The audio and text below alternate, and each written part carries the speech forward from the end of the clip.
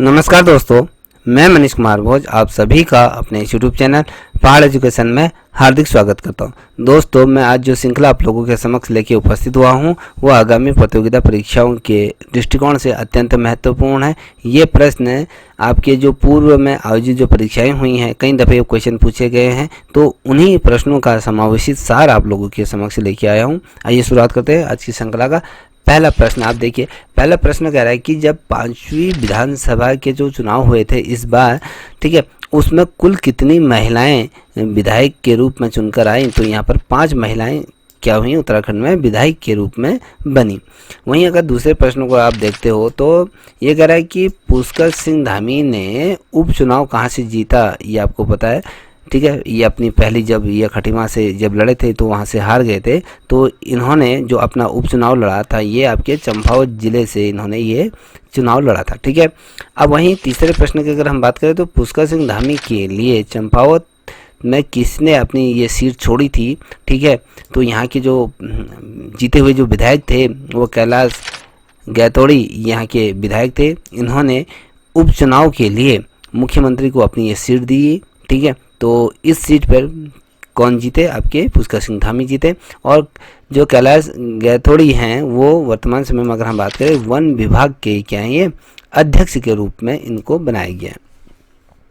वहीं चौथे नंबर का प्रश्न देखिए, चौथे नंबर का प्रश्न कह रहा है कि 5वीं विधानसभा में पहली महिला जो विधानसभा अध्यक्ष वर्तमान समय में कौन बनी और वर्तमान समय में कौन है पूछा जाता है, तो आपको पता होना चाहिए। हमारे सूबे के जो पूर्व मुख्यमंत्री भुवन चंद खंडूरी हैं, उनकी सुपुत्री रितु ये खंडूरी ये कोटद्वार से क्या है विधायक बनी और वर्तमान समय में विधानसभा अध्यक्ष ये पहले इन्हें ये गौरव प्राप्त हुआ है उत्तराखंड में महिला विधानसभा अध्यक्ष होने का, ठीक है। अब यहाँ पे 5वें नंबर का प्रश्न देखते हैं। तो 5वें नंबर का प्रश्न कह रहा है किसे गली छू नाम से जाना जाता है, ठीक है। गिली गिली छू के नाम से जो जाना जाता है ये गोइया पासा, ये इनको जाना जाता है, जो ये जादूगर के रूप में इन्हें हम जानते हैं, ठीक है। अब बात करते हैं, ये प्रश्न बहुत दफ़े पूछा गया है, कई दफ़े ये क्वेश्चन तो बनता ही बनता है, चाहे आप उत्तराखंड की कोई भी प्रतियोगिता परीक्षा को उठा के देख लीजिए, ये क्वेश्चन बनता ही बनता है कि रमेश बिष्ट का संबंध किस से संबंधित है। तो ये रमेश बिष्ट जो हैं आपके मूर्तिकार हैं। और वहीं 7वें नंबर का प्रश्न देखिए, ये भी अत्यंत महत्वपूर्ण है। और रणबीर सिंह बिष्ट का संबंध किस से है, तो ये आपके चित्रकार है। बहुत से लोग क्या होते हैं, रणबीर सिंह जो रणबीर हैं, रणबीर सिंह जो अभिनेता है उसको समझते हैं ये रणबीर बिष्ट हैं जो उत्तराखंड के चित्रकार हैं, ठीक है। इसमें बहुत से बच्चे कंफ्यूज खा जाते हैं, तो कृपया कर कंफ्यूज ना हो। देखिए वहीं 8वें नंबर का प्रश्न कह रहा है कि सबसे कम उम्र के जो राज्यसभा सदस्य जो बने उत्तराखंड से वो कौन हैं, तो आपको इस पर से ज्ञात होना चाहिए। अनिल बलूनी ये सबसे कम उम्र के क्या हैं उत्तराखंड से राज्यसभा के सदस्य हैं। वहीं 9वें नंबर के प्रश्न को देखते हैं। तो 9वें नंबर का प्रश्न क्या कर रहा है, उत्तराखंड में कुल राज्यसभा की सीटें कितनी हैं। ये नॉर्मल सा क्वेश्चन लगता है मगर पूछा अवश्य जाता है। तो उत्तराखंड में जो राज्यसभा की कुल 3 सीटें हैं। वहीं अगर हम बात करें लोकसभा की, तो लोकसभा की अगर बात करें तो लोकसभा में उत्तराखंड को 5 सीटें नॉमिनेट है। वहीं उत्तराखंड विधान परिषद या विधानसभा की सीटों की अगर बात करें तो यहाँ पर 70 विधानसभा सीट प्लस आपका पहले क्या होता था, एक एंग्लो इंडियन सदस्य होता था, अब इसे हटा दिया गया है। अब उत्तराखंड में टोटल जो सीटों का जो क्रम रहेगा वो 70 ही रहेगा, ठीक है। अब वहीं 10वें नंबर का प्रश्न देखते हैं। तो 10वें नंबर का प्रश्न कह रहा है कि उत्तराखंड की कुल लोकसभा सीटें मैंने आपको बता दिया था कि ये 5 हैं। यहाँ पर आपको टिहरी है, पौड़ी है, हरिद्वार है, अल्मोड़ा है, नैनीताल, ये 5 लोकसभा सीटों पर ये क्या है इसे विभाजित किया हुआ है, ठीक है। वहीं 11वें नंबर के प्रश्न की तरफ बढ़ते हैं। 11वें नंबर का प्रश्न क्या कह रहा है कि प्रथम महिला देवभूमि द्रोणाचार्य पुरस्कार प्राप्त करता कौन है, वो ऐसी कौन सी महिला है जिसे उत्तराखंड का प्रथम देवभूमि द्रोणाचार्य महिला के तौर पर प्राप्त करने का ये गौरव हासिल हुआ। ये आपके रेणु कोहली हैं, ये एथलीट हैं, ठीक है। इनको ये देवभूमि द्रोणाचार्य पुरस्कार से ने सम्मानित किया। वहीं 12वें नंबर का प्रश्न देखो तो ये कह रहा है कि भैया द्रोणाचार्य पुरस्कार प्राप्त करने वाली पहली महिला ये कौन है, ठीक है। अब यहाँ पर आप सोच रहे हो कि भैया यहाँ पर भी द्रोणाचार्य पुरस्कार दिया है, यहाँ पर भी दो है तो एक, मगर ये नहीं है। ये जो है आपकी देवभूमि द्रोणाचार्य दिया गया है। क्या दिया गया है? जो रेणु कोहली को देवभूमि द्रोणाचार्य। यहाँ पर सिर्फ द्रोणाचार्य प्राप्त करने वाली उत्तराखंड की जो पहली महिला जिन्हें गौरव ये हासिल हुआ है, ये हंसा मंडल को हुआ है 2001 में। इनको ये सम्मान से सम्मानित किया गया। ठीक है, वहीं पर 13 नंबर का प्रश्न देखिए कि ये कह रहा है कि पहली महिला देवभूमि खेल रत्न प्राप्तकर्ता कौन है। अब यहाँ पर देखिए देवभूमि ये द्रोणाचार्य है और ये देवभूमि खेल रत्न है जिस महिला को जो प्राप्त हुआ है ये आपके एकता बिष्ट है। ये 2017 में इनको ये अवार्ड से सम्मानित किया गया था। ये क्रिकेट से संबंधित है इनका।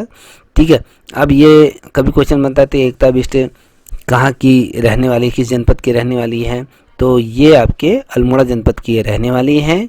ठीक है, अब वहीं अगर हम बात करें 14 नंबर का प्रश्न, तो 14 नंबर का प्रश्न कह रहा है कि प्रथम महिला लोको पायलट उत्तराखंड से कौन बनी, तो ये अंजला शाह ये हैं।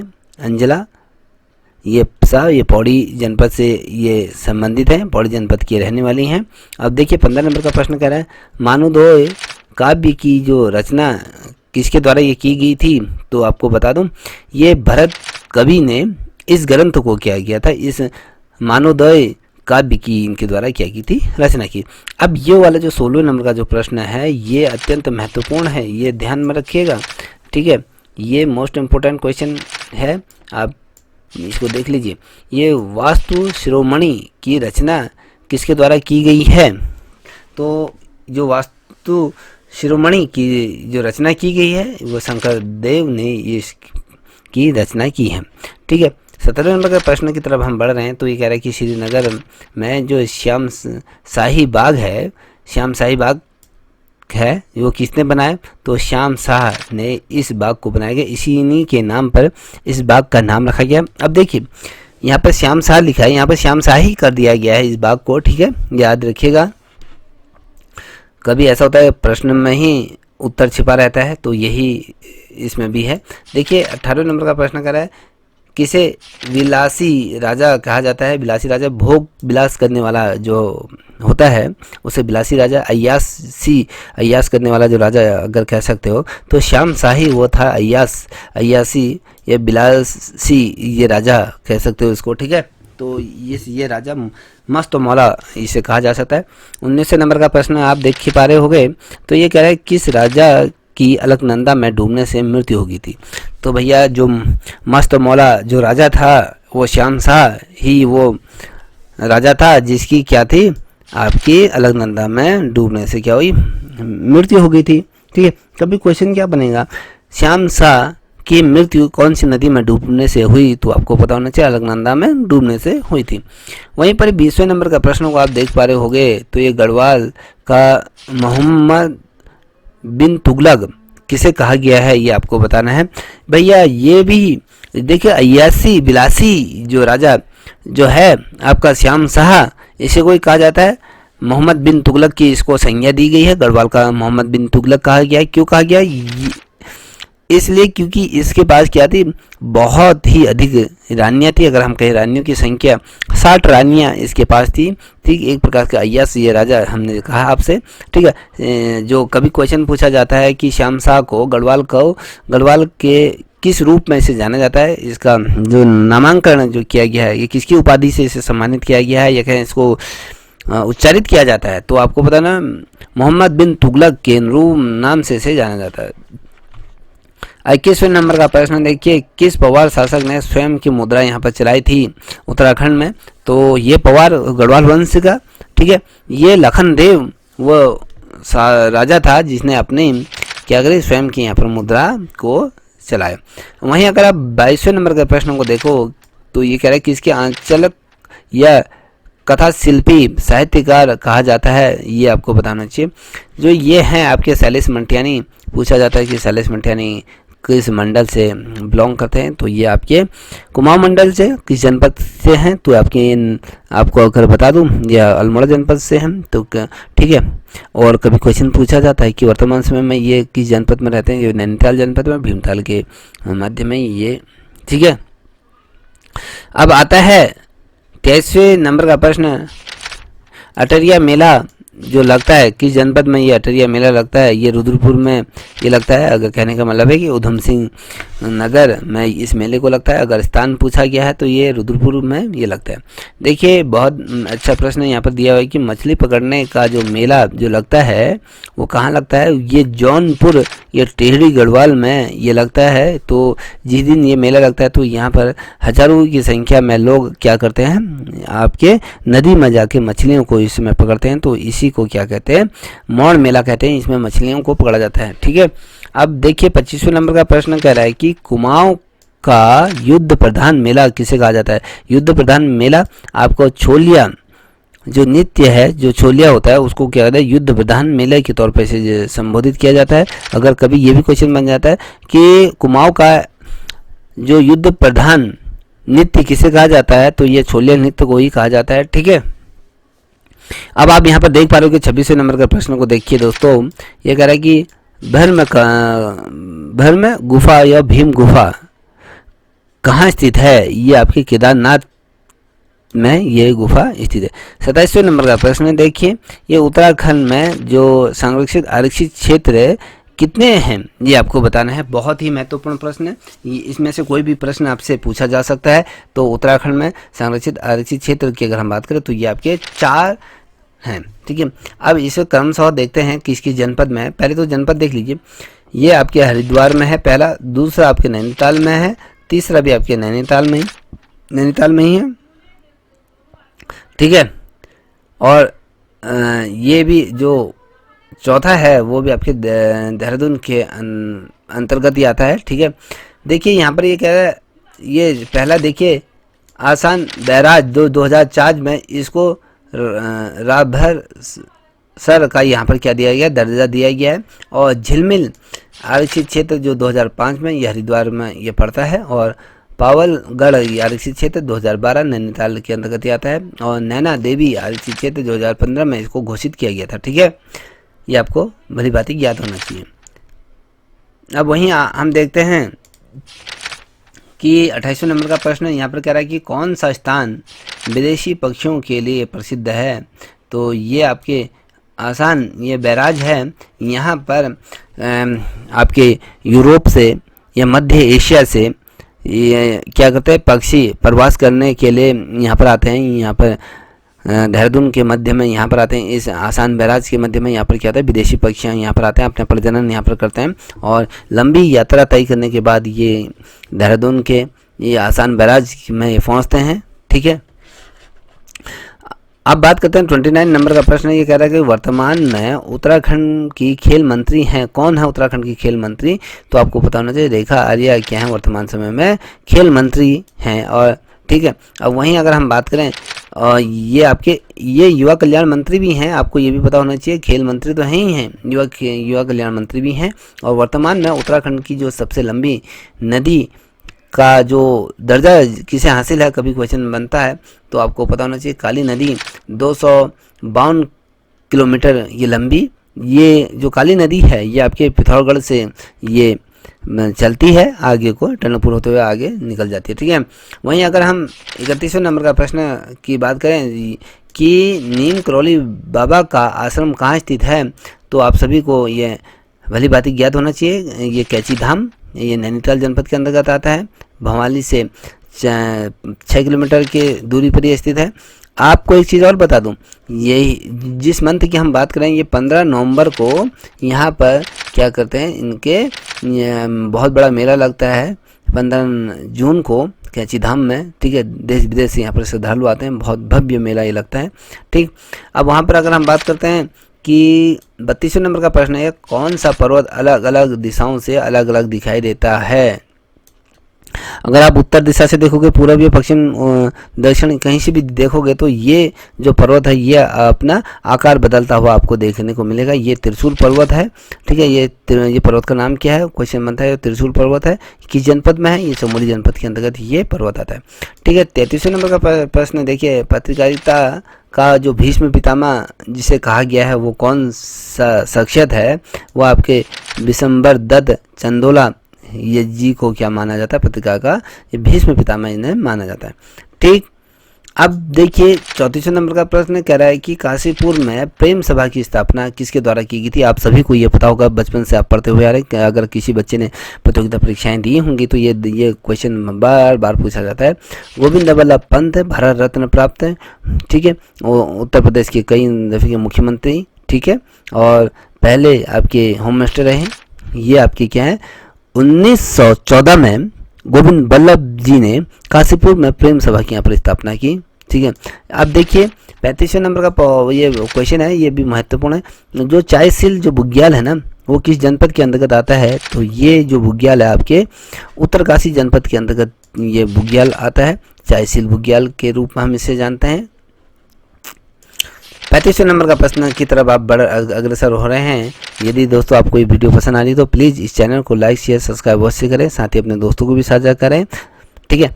36वें नंबर का प्रश्न कह रहा है गिरजा देवी का जो मंदिर है ये किस स्थान पर है, किस जनपद में है। तो ये रामनगर में ये स्थित है, नैनीताल जनपद के अंतर्गत ये गिरजा देवी का मंदिर है। ये आपके नदी के तट पर एक टापू है, उस टापू पर ये स्थित है, ठीक है। अब 37वें नंबर का हीना भैरव घाटी, ये बहुत महत्वपूर्ण है, बड़ा नया प्रश्न मेरे को देखने को मिला, ठीक है। ये उत्तरकाशी में हीना भैरव घाटी ये स्थित है, ठीक है। अब देखिए 38वें नंबर का प्रश्न कर रहा है कि जमनाती ये बांध, जमरानी बांध हो गए, ठीक है, यहाँ पर गलत दिया है, जमनाती बांध है, जमरानी बांध है। तो ये किस नदी पर बनने जा रहा है, ये किस नदी पर है, ये गोला नदी पर, ये जो नैनीताल जनपद के अंतर्गत आता है, ये यहाँ पर स्थित है, ठीक है। अब देखिए 39वें नंबर का प्रश्न ये कह रहा है कि पार्वती ताल कहाँ है, किस जनपद में स्थित है। तो पार्वती ताल आपके पिथौरागढ़ में स्थित है। अगर यहाँ पर दे दिया जाए कि पार्वती ताल किस जनपद में, अगर किसी बच्चे ने ढंग से इस प्रश्न को देखा होगा या लिखा होगा या इसको याद किया होगा तो वही कर पाएगा, अन्यथा वो इस प्रश्न को हमेशा गलत करेगा, क्योंकि इसमें जो तालों की अगर हम बात करें, यहाँ पर नैनीताल दिया जाएगा, आपके यहाँ पर उधम सिंह नगर दिया जाएगा, आपको पौड़ी के अंतर्गत दिया जाएगा, ठीक है, और चमोली दिया जाएगा। तो यहाँ पर पिथौरागढ़ नहीं भी दिया होगा तो इनमें से कोई नहीं, तो यहाँ पर आप लोग क्या या तो चमोली मारोगे या फिर आपके उत्तरकाशी मारोगे या फिर आपके नैनीताल को मारोगे। तो ये कन्फ्यूज करता है ये प्रश्न, तो आपको स्पष्ट तौर पर पता होना चाहिए कि पार्वती ताल आपके पिथौरागढ़ जनपद के अंतर्गत ही आता है, ठीक है। अब 40वें नंबर के प्रश्न की तरफ हम अग्रसर हो रहे हैं। तो ये कह रहा है कि पिथौरागढ़ में जौलजेबी मेले की जो शुरुआत हुई थी ये किस वर्ष से हुई थी और किसके द्वारा ये की गई थी। तो गजेंद्र बहादुर जी थे वहाँ पर के जो राजा, तो उनके द्वारा इस जौलजेबी मेले की शुरुआत की थी। कब, किस वर्ष की थी। 14 नवंबर 1914 को इस मेले की शुरुआत हुई थी, ठीक है, जिसमें लखिया भूत से जो होता है तो इसमें ही लखिया भूत क्या है बनता है। कब ये कहाँ लगता है, पिथौरागढ़ में, और ये 14 नवंबर 1914 को ये लगा था। देखिए जो जौलजेबी मेला किन दो नदियों के संगम में लगता है, यह भी कभी क्वेश्चन बनता है, तो आपको पता होना चाहिए भैया। अगर आपने नदी तंत्र पढ़ा होगा तो आपको बेशक ये याद होगा कि काली और गोली नदी के संगम पर ये क्या लगता है, जौलजेबी का मेला लगता है। 42वें नंबर का प्रश्न कह रहा है कि ये पंचेश्वर बांध किन नदियों के संगम पर स्थित है। देखिए पंचेश्वर बांध की अगर हम बात करें तो ये आपके काली और सरयू, ठीक है, ये सरयू आपके बागेश्वर से आती है, काली पिथौरागढ़ से, ये पिथौरागढ़ में है, ठीक है, ये आपको बता है, क्योंकि पंचेश्वर बांध बनने जा रहा है तो आपको ये पता भी होना चाहिए। अब बात करते हैं 43वें नंबर का प्रश्न। 43वें नंबर का प्रश्न क्या कह रहा है, कालागढ़ बांध किस नदी पर है, ये आपको बताना है। ये जो बांध है ये आपके पश्चिमी रामगंगा जो कोटद्वार के मध्य में आता है, ये यहाँ ये स्थित है। अब देखिए 44वें नंबर रमण उत्सव को यूनेस्को द्वारा विश्व धरोहर का दर्जा कब दिया गया। ठीक है, रावण मेला या कहें उत्सव को यूनेस्को द्वारा कब विश्व धरोहर के रूप में या कहें विश्व विख्यात दर्जा दिया गया। तो इसको जो दर्जा दिया गया है यूनेस्को द्वारा 2 अक्टूबर 2009, ये चमोली में ये मेला लगता है, ठीक है, ये आपको पता होना चाहिए। देखिए 45वें नंबर का रामायण उत्सव को लिपिबद्ध किसने किया। ठीक है, इसको लिपिबद्ध करने का जो श्रेय किसे जाता है, ये कुशल सिंह भंडारी को इस रामायण उत्सव को लिपिबद्ध करने का श्रेय यहाँ पर जाता है। ठीक है, 46वें नंबर का प्रश्न ये कह रहा है कि खेल सागर के ज्ञाता हैं, कौन है? उत्तम दास को माना जाता है, ठीक है, यही हैं, ठीक है। अब सिंगोरी कहाँ की, सिंगोरी ये कहाँ की ये प्रसिद्ध मिठाई है, ये आपको बताना है, ये आपकी टिहरी की है। देखिए इसमें भी बच्चे बहुत ज़्यादा कंफ्यूज खा जाएंगे। जैसे आपको पता है कि अल्मोड़े को बाल मिठाई का घर कहा जाता है, तो बहुत से बच्चे इसमें क्या कहते हैं, सिंगोड़ी भी अल्मोड़े में खूब मिलती है, तो यहाँ पर अल्मोड़ा अगर टिहरी अगर अन्य जनपद दिए जाएंगे तो अनुमान जितने भी बच्चे होंगे वो आपके अल्मोड़े को ही पिक करेंगे।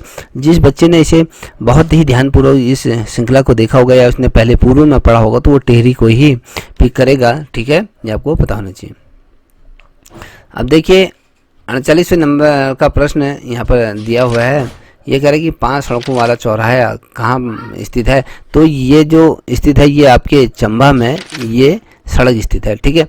अब वहीं पर अगर हम देखते हैं 49वें नंबर का प्रश्न, टिहरी बांध का जो डिजाइन बनाया था वो किस के द्वारा इस डिजाइन को तैयार किया गया? जेम्स बोन के द्वारा इस डिजाइन को बनाया गया था। जो टिहरी डैम जो बना हुआ है, जो उसकी किस प्रकार से इस डैम को बनेगा उसका संपूर्ण रूप से डिजाइन जो बनाया था, तो ये आपके जेम्स बोन द्वारा इसको बनाया गया था। अब देखिए टिहरी बांध को लेकर रूस के साथ समझौता हुआ, ठीक है, किस वर्ष हुआ था? तो ये आपके 1986 में हुआ था। अब कभी बहुत से लोग ये सोचेंगे कि भैया ये जो टिहरी डैम बना है वो तो भारत के संयोग से बना है, मगर ऐसा नहीं है। ये जो बांध बना हुआ है ये रूस के साथ इसका समझौता हुआ था। तो रूस के जो इंजीनियर हैं, ये बहुत ढेर सारे ऐसे लोग जिनके द्वारा इस बांध को धरातल पर उतारा गया। ये टिहरी बांध को लेकर भारत सरकार का रूस के साथ क्या हुआ था, यहाँ पर समझौता हुआ था 1986 में ये हुआ था, ठीक है। अब वहीं अगले पर श्रृंखला यहाँ से शुरुआत होती है कि इस पेज में जितने भी प्रश्न आते हैं हम उतना देखते हैं। तो यहाँ पर देखिए वसुधरा ये जल प्रपात कहाँ स्थित है, कभी क्वेश्चन बनता है तो आपके चमोली में, तो कभी ये भी बनता है ये वसुंधरा, ठीक है, ये अगर क्वेश्चन बनता है तो ये कुमाऊं में अगर इसकी क्या कहते हैं, ये वसुधरा, ये आपके ऐपन को भी कहा जाता है। नीले रंग के जो शैल चित्र जो प्राप्त हुए हैं वो हुडली गांव से प्राप्त हुए हैं, जो आपके उत्तरकाशी जिले में ये स्थित है। आप ठीक है, ये वाला जो प्रश्न है बहुत ज़्यादा महत्वपूर्ण है, मोस्ट इम्पोर्टेंट क्वेश्चन। ये आपके पहाड़ पर लालटेन किसकी पुस्तक है? ये मंगलेश डबराल की है, ठीक है। और चौथे नंबर का प्रश्न यहाँ पर देखिए, गढ़वाल एनसेंट ऑफ मॉडर्न किसकी पुस्तक है? एनसेंट ऑफ मॉडर्न पुस्तक किसकी है? पाथीराम द्वारा इस पुस्तक को रचा गया है, ठीक है। कभी क्वेश्चन क्या बनता है कि गढ़वाल का इतिहास जो लिखा हुआ है, जो पुस्तक लिखी है किसके द्वारा लिखी? हरि किशन रतुड़ी के द्वारा इस पुस्तक को लिखा गया, ठीक है। अब छठे नंबर का प्रश्न को यहाँ पर भी देख लेते हैं। इस श्रृंखला के अंतिम प्रश्नों की तरफ हम बढ़ते हुए यहाँ पर कह रहा है कि हिस्ट्री ऑफ गढ़वाल किसकी पुस्तक है? तो ये जो पुस्तक लिखी गई है ये अजय रावत द्वारा इस पुस्तक को लिखा गया है। और यहाँ पर अगर हम देखें अगले प्रश्न को, ये उत्तराखंड का इतिहास जो 21 भाग हैं जिसके अंतर्गत ये पुस्तक किसके द्वारा लिखी? तो आपको ये पता होना चाहिए, शिव प्रसाद डबराल चारण के द्वारा इसे लिखा गया है, ठीक है, ये आपको बताना। इस श्रृंखला का अंतिम प्रश्न ये कह रहा है कि हिमालय का इतिहास पुस्तक जो लिखी है किसके द्वारा लिखी गई है? ये मदन चंद्र भट्ट द्वारा इस पुस्तक को रचा गया है। दोस्तों आपको ये श्रृंखला कैसी लगी अवश्य बताइए कमेंट सेक्शन में जाकर। तब तक के लिए इतना ही। जय हिंद, जय भारत, जय उत्तराखंड।